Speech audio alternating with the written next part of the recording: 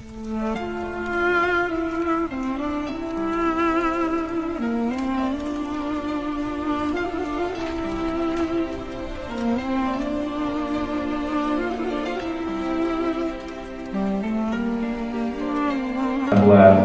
Rasulullah Shallallahu Alaihi Wasallam pernah mendatangi suatu rumah, dan di rumah tersebut Rasul disuguhi makanan.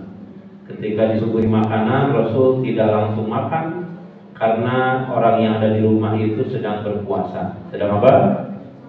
Berpuasa.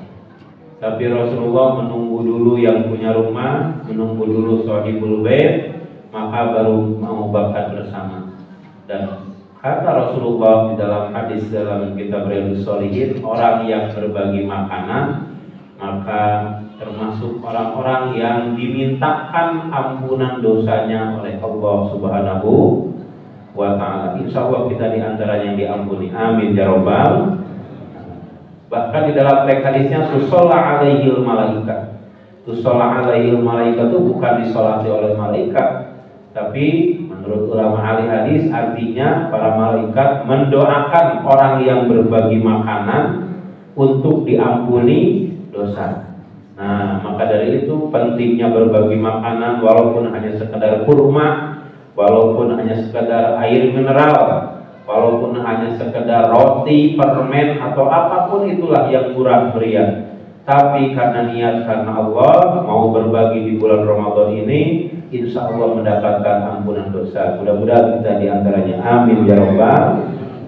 Yang kedua, ibadah di bulan Ramadan itu banyak yang sunnah menjadi wajib, dan yang kita sedang laksanakan ini adalah kewajiban, karena diantaranya menuntut ilmu itu adalah kewajiban. Thalabul ilmi fardhun.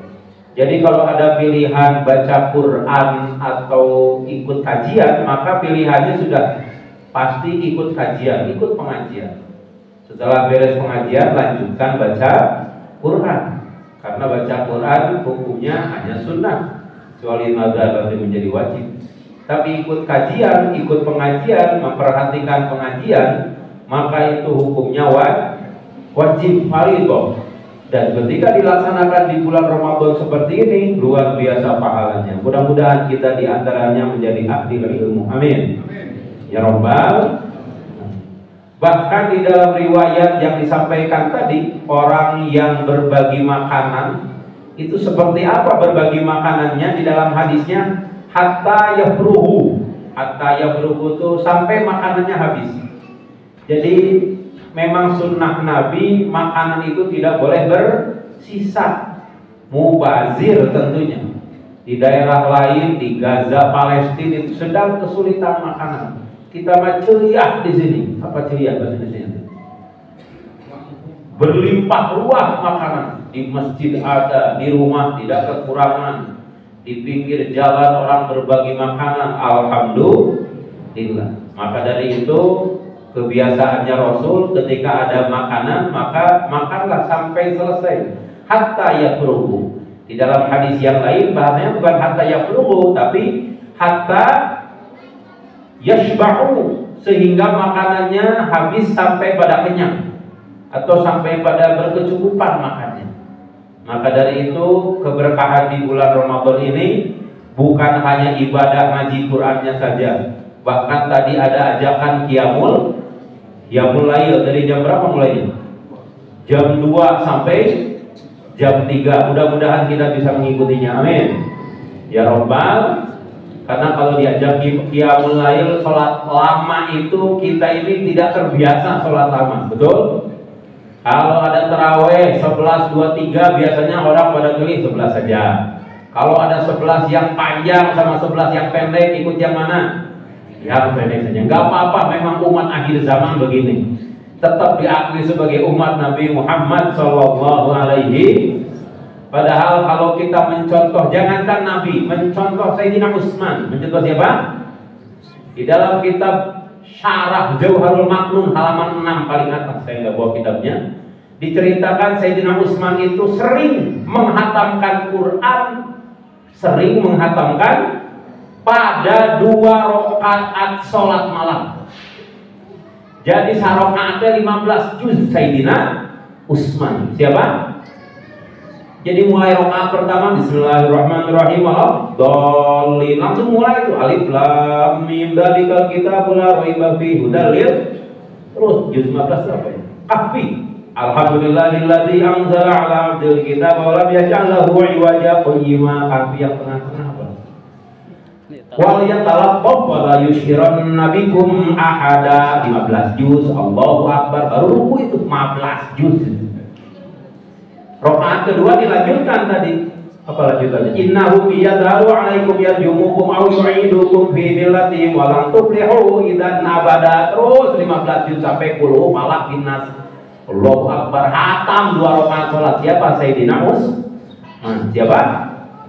Sayyidina Utsman. Makanya wajah Quran yang ada di tangan kita ini namanya Quran Utsmani. Selain dikumpulkan pada zaman Sayyidina Utsman kekhalifahan, memang Sayyidina Utsman sangat cinta terhadap Al-Quran. Jadi hobinya Sayyidina Utsman menghatamkan Quran setiap 2 rakaat sholat. Mau diambil referensinya kitab Jauharul Maknun, Syarah Jauharul Maknun halaman 6 atau 7 paling atas sebelah kanan itu. Jadi hobinya Sayyidina Utsman apa? Menghatamkan Quran setiap 2 rakaat sholat malam. Terus apalagi hobinya? Hobinya adalah nangis. Kenapa Sayyidina Utsman hobi nangis? Nangis kalau lihat kuburan, takut akan siksa kubur. Padahal sering menghatamkan Quran dalam 2 rakaat sholat malam, ketika ketemu kuburan nangis, takut siksa kubur. Kita seumur-umur belum pernah hatam Quran sambil sholat, lihat kuburan surat seribu. Tapi nggak apa-apa, yang seperti ini juga tetap diakui sebagai umat Nabi Muhammad Sallallahu Alaihi Wasallam, mendapatkan syafaat dari Nabi Muhammad Sallallahu Alaihi Wasallam, mungkin dengan tarawihnya, dengan bacaan Qurannya, atau nanti malam jam 2 ikut qiyamul lailnya, atau berbagi makanannya. Itu pun juga termasuk kebaikan yang mudah-mudahan kebaikan itu diterima oleh Allah Subhanahu Wa Taala. Amin ya Rabbal. Mudah-mudahan Allah menerima semua amal ibadah kita, keluarga kita mudah-mudahan menjadi keluarga yang sakinah mawaddah warahmah, anak keturunan kita semuanya menjadi keturunan yang sholih sholihah, ilmunya manfaat barokah, dan harapan besarnya mudah-mudahan Allah menitipkan kepada kita semuanya kesehatan, keberkahan, kemanfaatan, rizki yang berlimpah ruah berkah untuk bekal ibadah. Mudah-mudahan Allah menakdirkan kita bisa ziarah Mekah Madinah, melaksanakan ibadah haji dan umrah min haitsu la yahtasib, la haula wala quwwata illa billahil aliyil azim. Ditutup dengan doa Rabbana hablana min azwajina wa dzurriyyatina qurrata a'yun waj'alna lil muttaqina imama. Rabbana atina fid dunya hasanah wa fil akhirati hasanah wa qina adzabannar. Subhana rabbika rabbil izzati amma yasifun wa salamun alal mursalin walhamdulillahi rabbil alamin. Mudah-mudahan semua yang kita harapkan, kita panjatkan, diijabah oleh Allah Subhanahu wa taala. Mudah-mudahan ada hikmah manfaatnya. Mohon maaf atas segala kekurangannya. Billahi taufiq wal hidayah wa ridha wal inayah. Assalamualaikum warahmatullahi wabarakatuh.